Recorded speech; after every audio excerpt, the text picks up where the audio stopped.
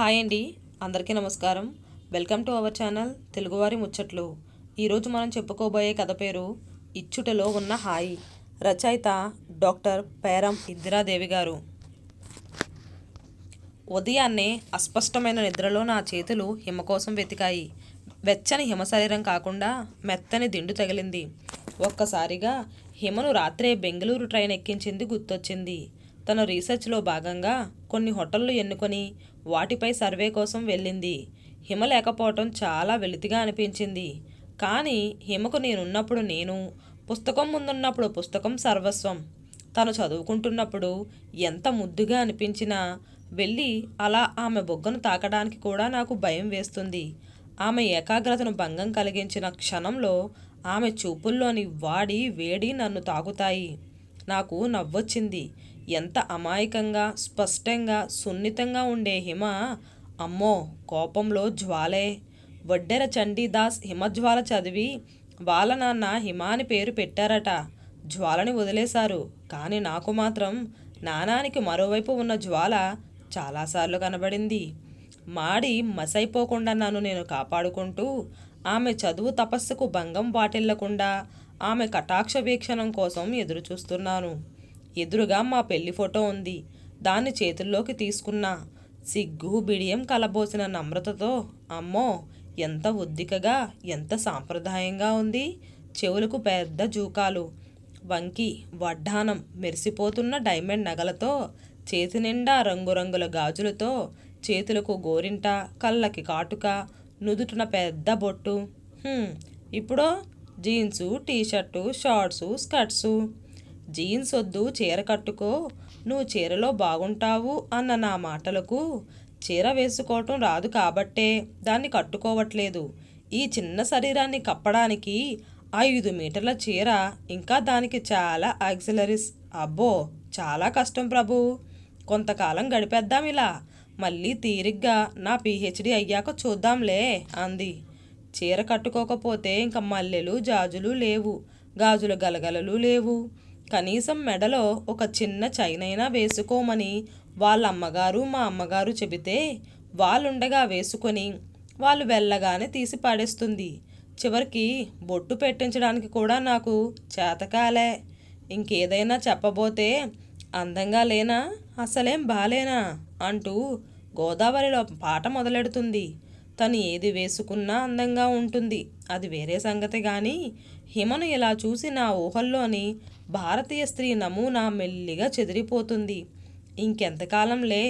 తను తీసేసి సబ్మిట్ చేశాక కొంతకాలం జాబ్కి వెళ్ళాలని నా బిజినెస్లో కూడా నేను పక్కన పెడితే శృంగార లోకంలో విహారిద్దామనే హిమ వాగ్దానం తలుచుకొని ఊరట పొందాం.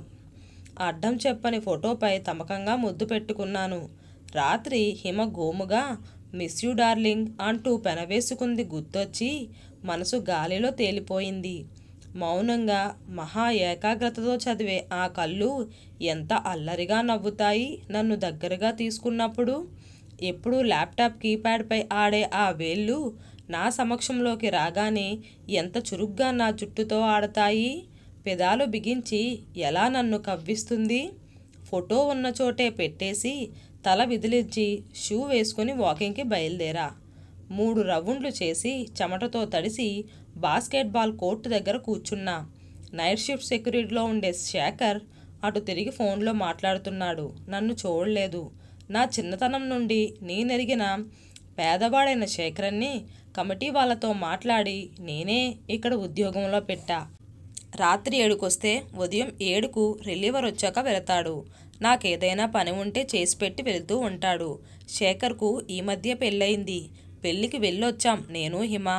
వాళ్ళ పెళ్లి పద్ధతులు, సాంప్రదాయాలు తెగ నచ్చాయి హిమకు. పేదవాళ్ళ పెళ్ళికి వెళ్ళామని వాళ్ళు పొందిన సంతోషం మేం మరవలేనిది. వాళ్ళ ఆతిథ్యం కూడా మరుపురానిది. ఆ వంటకాల పేర్లు కనుక్కొని చాలా ప్రియంగా భోంచేశాం. ధనవంతుల పెళ్ళిళ్ళలో ఆహ్వానితులెక్కడో, అతిథులెక్కడో. ఎన్నో రకరకాల వంటకాల్లో ఏది తినాలో అర్థం కాదు, ఏదీ రుచిగా ఉండదు. పెళ్లి భోజనంలో బఫేలో మనమే వడ్డించుకొని తినటం ఎందుకో బాగా అనిపించదు.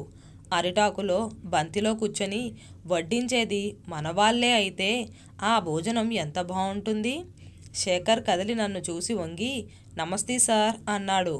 ఎలా ఉన్నావు శేఖర్? ఈ మధ్య వాకింగ్కి రాలేదులే. నువ్వు కనపడలేదు. ఎలా ఉంది మీ కొత్త కాపురం? ఏంటి మీ ఆవిడతో నా ఫోన్లో? శేఖర్ సిగ్గుపడ్డాడు. అవునన్నట్లు తల ఊపాడు. ఏమంటుంది నీ కొత్త పెళ్లి కూతురు? నవ్వాడు ఇబ్బందిగా. తరువాత ఏదో చెప్పాలని ప్రయత్నించాడు, కానీ మానుకున్నాడు. నేను కదలబోతుంటే సార్ అన్నాడు. ఏంటి అన్నట్లు చూసా. సార్, రాత్రి డ్యూటీ అయ్యి ఇంటికి వెళ్ళేటప్పటికి తెల్లారుతుంది. అందరూ పనుల్లో ఉంటారు. మా ఇల్లు చిన్నది. కనీసం నా భార్యతో మాట్లాడడానికి కూడా కష్టంగా ఉంది. కొన్ని రోజులు నాకు పగటి డ్యూటీ, కొన్ని రోజులు రాత్రి డ్యూటీ వేయమని అడుగుతారా? సారీ సార్, నా భార్య చాలా బాధపడుతుంది. అందుకే ఆపాడు ఆలోచనలో పడ్డ నన్ను చూసి. ఆలోచిస్తాలే, ప్రయత్నం చేద్దాం, కనుక్కొని ఫోన్ చేస్తాలే అన్నా. హిమ ఫోన్ చేసింది. హాయ్ డార్లింగ్, ఏం చేస్తున్నావు? ఎంతకు చేరావు?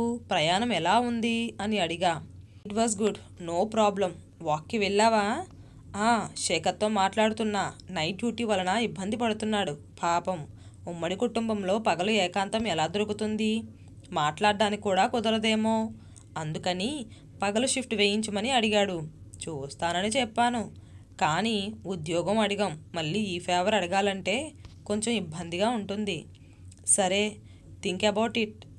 Have to go. ఉండనా? అప్పుడేనా? కాసేపు మాట్లాడు. సారీ డార్లింగ్, కాసేపు అయ్యాక చేస్తాలే. On the way to hotel, ఓకేనా? ఓకే నీరసంగా అన్నా. ఇంటికొచ్చి నా ముంబై ప్రయాణంకు బట్టలు సర్దుకున్నా. స్నానం చేసి ఎయిర్పోర్ట్కి వెళ్లాల్సిన సమయం చెక్ చేసుకున్నా. లోకంలో ఎన్నో సమస్యలు. కలిసి ఉన్న హిమ పూర్తి సమయం నాకు ఇవ్వలేదని నా బాధ. అసలు భార్యతో మాట్లాడేందుకు కూడా అవకాశం లేని జీవితం శేఖర్ది. ఎందుకో శేఖర్ సమస్యకు పరిష్కారం నేనే ఇవ్వగలనేమో. అతనికి ఆనందాన్ని ఇవ్వటంలో నాకు ఆనందం ఉందనిపిస్తుంది. సుఖం వేరే, ఆనందం వేరే. ఆనందం యొక్క వ్రేళ్ళు ఎక్కడ నుండి మొదలవుతాయి? నా మెదడు చురుగ్గా పనిచేసింది. శేఖర్కు పగల డ్యూటీ మార్పుకై అడుగుదామని సెక్రటరీ నంబర్ని కాల్ చేశా. అంతలోనే ఏదో ఆలోచన మెరిసింది. మంచి ఆలోచన చేసినందుకు నాపై నాకే ఇష్టమైంది. మళ్ళీ అమ్మో, అందాల రాక్షసికి చెప్పకుండానా? వెంటనే హిమకు ఫోన్ చేశా. నా ఆలోచన చెప్పాను. దట్స్ గ్రేట్, అలాగే చెయ్యు అంది. శేఖర్కి ఫోన్ చేశా. అప్పటికే ఇంటికి వెళ్ళిపోయాడు. విషయం చెప్పా. నా ఫ్లైట్ టైం లోపల శేఖర్ తన భార్యను తీసుకొచ్చాడు. హిమ 10 రోజులు రాదు. నేను 10 రోజుల దాకా ముంబైలో ఉంటా. ఈ 10 రోజులు నా ఇల్లు శేఖర్కిస్తే వాళ్ళిద్దరూ ఎంతో సంతోషంగా దగ్గరతనాన్ని అనుభవిస్తారు. ఇది వాళ్ళ దాంపత్య జీవితానికి ట్రైనింగ్ పీరియడ్లా ఉంటుంది. నాకున్న 3 బెడ్రూముల్లో గెస్ట్ రూమ్ని వాడుకోమని చెప్పా. వంటకు కావలసినవన్నీ ఉన్నాయి. ఇంకా ఏమైనా అవసరమైతే కావలసినవి కొనుక్కోవటానికి కొంత డబ్బు ఇచ్చాను. సంతోషంగా ఉండండి, సెలవు తీసుకుంటా అన్నా. శేఖర్, అతని నవవధువు కళ్ళల్లో మెరుపుతో పాటు ఆనందం, కృతజ్ఞత నాకు కనిపించాయి. ఆకాశంలోకి ఎగిసిన విమానంతో పాటు నా మనసు కూడా నీలి మబ్బులపై సంతోషంగా తేలియాడింది. ఇచ్చుటిలో ఉన్న హాయి ఎంత గొప్పదో అనుభవించా.